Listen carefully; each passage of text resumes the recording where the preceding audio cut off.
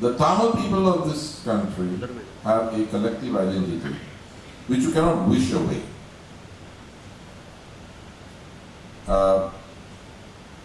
That identity needs to be accommodated.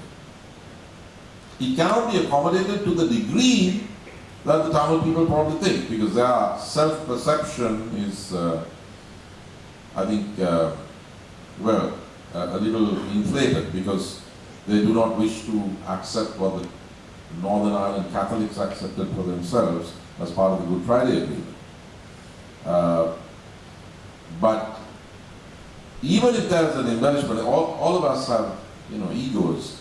Communities have egos. Sinhalese is a collective ego. The Tamils have a collective ego. That cannot be wished away. It cannot be appeased, or it cannot be accommodated on its own terms. This new constitutional effort must not be, as some people say, to meet Tamil aspirations. I mean, it has to be to find a saddle point between the Sinhala and Tamil, or Sinhala, Tamil and Muslim aspirations and apprehensions. It cannot be to meet the aspirations of one community or another community fully. It has to be to find a compromise. And you cannot, as Lord Salisbury told the Tamil representatives, you can't turn a majority into a minority and a minority into a majority. That said, I think we are way past saying, look guys, come on, let's all just be together. Because the Tamil people have a collective identity, just like a teenager has an identity, an individual identity. And they need an irreducible political space. Now that political space has to be compatible with the cohesion and the indivisibility of the one state that has to run the island as a whole. You can't have a 1.5 state solution on a small island. You can't have a one state which will be pregnant with a proto-state, which is what federalism would be here, not in other parts, not in every part of the world. But that's the risk that even the Indonesians weren't willing to take with Aceh. It's a risk that the Philippines was not willing to take with Mindanao. And why should we take that risk? But you do need devolution, the devolution track. What you can have is not an alternative to the devolution track. You can know the limits of the devolution track and you can have supplements, which is what I have suggested in terms of a Bill of Rights, like the American Civil Rights legislation, that makes absolutely sure that as citizens, everybody is treated equally.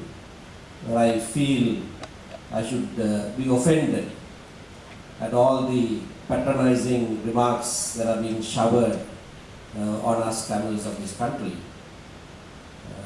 That others define who we are. Others tell us, well, you are a teenager. Others tell us, you are not a nationality, you are a national minority. Then others tell us, because we are small in number, that we must live according to their terms. What part of what I said in my address did you not understand? When the Constitution was made in 1972, we were excluded. We were not allowed to participate. 78 Constitution did not have our participation. Now as a remedy, what did I suggest? Did I say that our view must be imposed on the majority? It is the opposite that I said. I said we don't want anything that the majority of this country will not accept. Now why are you so scared about it? Why are you not willing to place before the majority of this country the option of deciding? Why are you worried if we make a suggestion of a federal arrangement? That's a suggestion. Anybody has a right to make a suggestion. Why are you shutting out the views of a significant people of this country? Why are you refusing to discuss it? And not allow us to even convince the majority that is the way to go. The majority does not accept. Surely it will not pass. Surely it will not pass. The whole process of constitution making at present is one in which, as I said, we have not placed any proposals, nor has the government. It's a consultative effort. And even though we are 10%, 12%, whatever, we are risking it and saying we will place it before the people. And only if the people accept it, we will take it. Now what is the worry? If the people don't accept it, reject it. Reject it. If the majority of this country continues to labor under a minority complex, that is what they will do. That is what they will do. I like to say something. I usually don't say this because it sounds like a threat. And I'm not saying it as a threat, I'm saying it as a reality. Some years ago, there was a bishop from Rwanda who came here, Alexis Belinda Gababo, and he addressed a group of Sinhalese leaders. And he said something like this. He said, if you don't treat your brother, the Tamil, as an equal, his brother who has gone out of the country will ensure that you don't live in peace. If you work out how you can live in peace with your brother here, that is the best. Now I am saying at the present juncture, those of us who legitimately represent the Tamil people of this country, are saying it must be a constitution that must be acceptable to all the people of this country. And the decision as to whether it is acceptable to all the people of this country will eventually be made by the majority people of this country. And why shy away from that process? Why is that even that our willingness to participate in such a process and leave the decision in the hands of the preponderant majority, why is even that sought to be denied to us? Speaking for myself, I mean, at one level, I should be delighted if there is an effort at a new constitution, which would naturally entail an election, a referendum, and in this situation in the world where the liberal world order is being challenged and overturned in country after country, most so at referenda, then I think if one were a betting man, one could bet that the proposition will be defeated at a referendum. Especially because I don't see the UNP and SLFP voters coming out to vote for a non-unitary constitution. I mean, in 82, the UNPers voted to extend the life of their government. I don't see that happening here. So, if the government loses at a referendum, then it would probably be the beginning of the end of the government. I mean, even Britain and Italy's prime ministers have to leave. This is third world, this is volatile. If the prime minister doesn't, there will probably be a no confidence motion before the end of the year. So I should be happy because, as everyone knows, I'm not a fan of this government. But why am I opposed to a referendum? For the reasons I set out here. But one other reason, and I wasn't going to say this either, as Kumar said, he wasn't going to say something which he said, but now I'm provoked to say something. The other reason that I didn't state why I'm opposed to a referendum is because I'm not a fool.